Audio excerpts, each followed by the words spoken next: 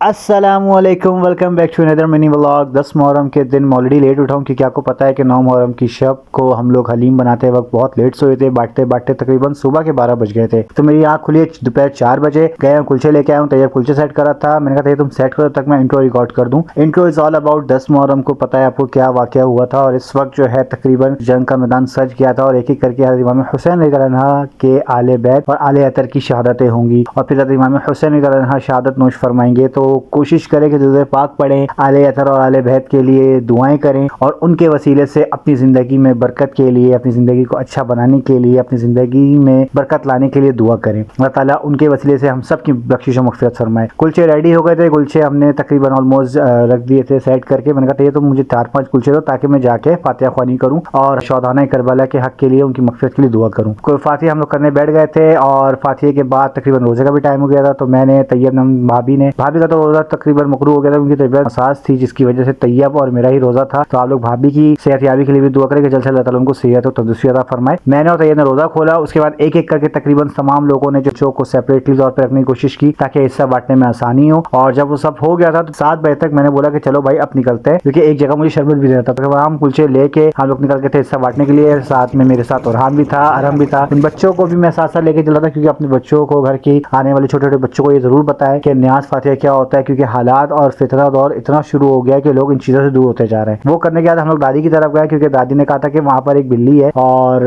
चाहो तो तुम लोग ले जाओ, तुम लोग भी बिल्ली पाल रहे हो तो तुम लोग अच्छे से पालोगे। तो बिल्ली लेके हम लोग घर पे आए। घर पे आने के बाद बिल्ली को हमने तकरीबन गोला छोड़ दिया था, लेकिन क्योंकि ये अभी नई जगह आई है तो तकरीबन लोगों को पहचाने से गुरेज कर रही है और पंजे वगैरह मार रही है। तो जो कि बहुत डर रहा था, हमने थोड़ा सा छेड़छाड़ के लिए उसको अपने साथ रखा। मैंने कहा भाई जरा बिल्ली लेकर आओ और इसके सामने रखो, लेकिन भाई साहब इतना डर रहे थे, मुझे समझ गया था कि डर क्यों रहते भाई साहब। खैर ब्लॉग को इधर ही एंड करता हूँ। अपना बहुत बड़ा ख्याल रखिएगा और मिलते हैं इंशाल्लाह कल एक नए ब्लॉग के साथ। और आपसे कुछ इंपॉर्टेंट बात भी करनी है, तो मिलते हैं इंशाल्लाह कल। अपना बहुत बड़ा ख्याल रखिएगा। Stay happy and stay blessed with us. Thank you so much. Allah Hafiz.